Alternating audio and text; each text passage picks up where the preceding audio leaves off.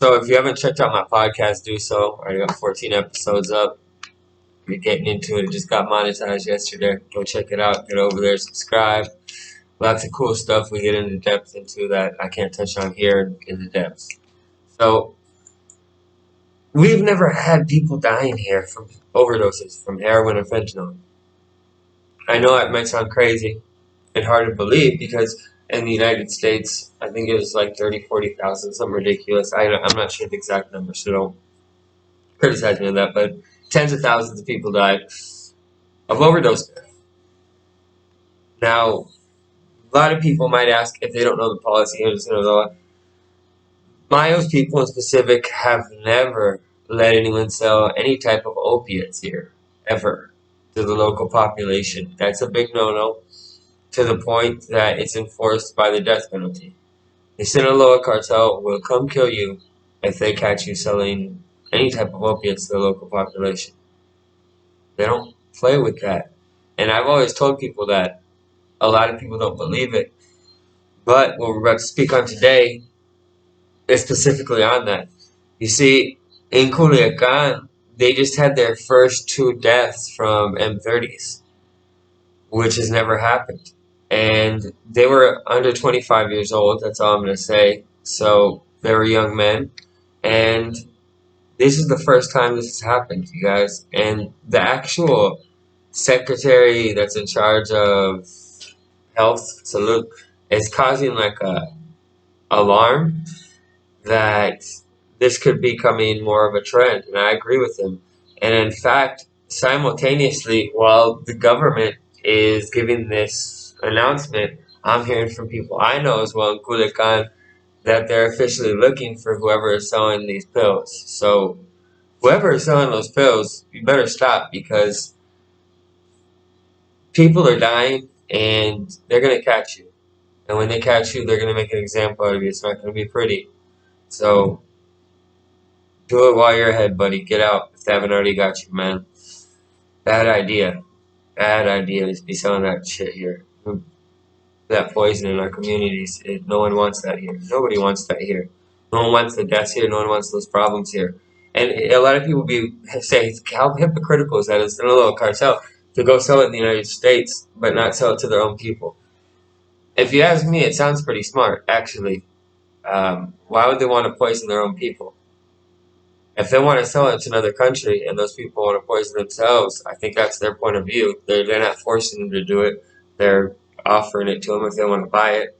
They don't want to use it themselves, but if you want to use it, you can use it. I think that's kind of logical in their point of view. I don't see anything wrong with that. In fact, I think that's a good thing that they don't sell it here. I wish they didn't sell it in the United States too. I wish, but that's not how the world works. This is people are trying to make money. There's this war on drugs. We all know what's going on. There's a bigger picture. But point being, hopefully this does not become a trend here in Sinaloa with these deaths because we all know how dangerous fentanyl is and how much of it's being produced here. If it did start being sold here, it would be extremely cheap, accessible, and yeah, those pills cost under $1 here when you buy them, So I don't know how much it costs in the United States. I know it's a lot more, but yeah, you get them here for like 50 cents, something like that. Crazy. And you get them a lot cheaper if you buy a lot of them. So price, is very accessible to people. That's the most dangerous part about this. Is normally opiates, like, look, at least heroin was more expensive and less accessible for the normal population. This whole M30 and fentanyl thing kind of makes it more accessible to everybody. And it is what it is, I'm looking at this now, and in a period of 12 months, this is interesting. 105,000 people died for overdoses. Wow, I didn't know it was that high. I had no idea. It's amazing, isn't it? It's a lot of people. And the United States values the pill, the DEA, at like a base price. on a nationwide level at $20. Don't know. I know it's a lot cheaper in Arizona and places like that, and California where I've been to, but I guess it could be a lot cheaper up north. So they're kind of like giving the median price on a countrywide level. We have to remember that. And you know, this is very sensitive because this is getting a lot worse.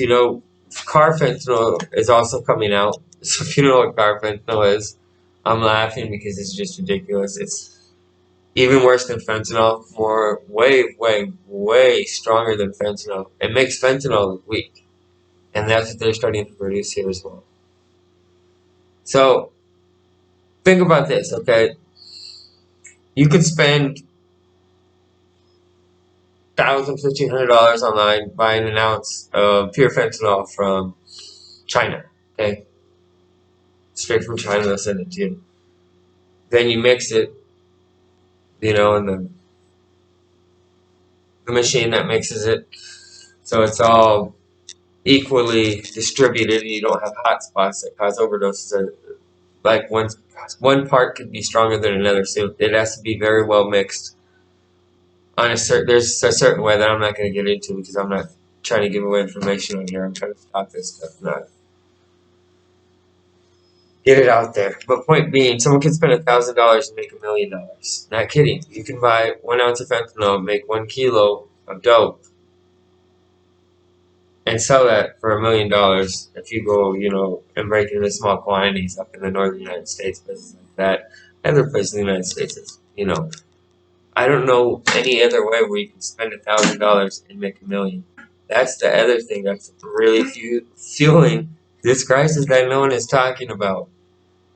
It's the fact how lucrative this is for even people in the United States. It's more dangerous, you guys. You gotta understand there's another problem behind the overdose in the United States. A lot of the overdoses that are being caused in the United States are not coming from the cartels. That's what your government's telling you, right? Some of them definitely are. Obviously, people are dying from overdose from the cartel pills, but a lot are dying from people making their own pills, pressing their own M30's in the United States, and they don't have the big laboratories, the big procedures, the professional chemists lots of times, things like that, to make sure things are done right. It's more of a mom and pop process, and things aren't done right. You get hot pills, people die, and you can't tell the difference. The ones they press looks like just like the ones from the mafia. So you wouldn't know the difference looking at one or the other. And that's what's even scarier about this. So if you are using, you can definitely die from ones from the cartel, but you're more probable to die from the homemade ones, is what I was trying to say. They're both deadly, and one's just a lot more deadly. And that's something that's not being really addressed. These are definitely being made and pressed in the United States as well. I know for a fact. It's just that easy to order them online, and people can do that from the US as well. It's not just from Mexico that these overdoses are being caused. Hopefully, we don't see, like I say, any of that here. That's my biggest fear. Definitely a big possibility, that we could see the heroin crisis move, but hopefully that doesn't happen. So I'll leave you guys with that. Adios, amigos.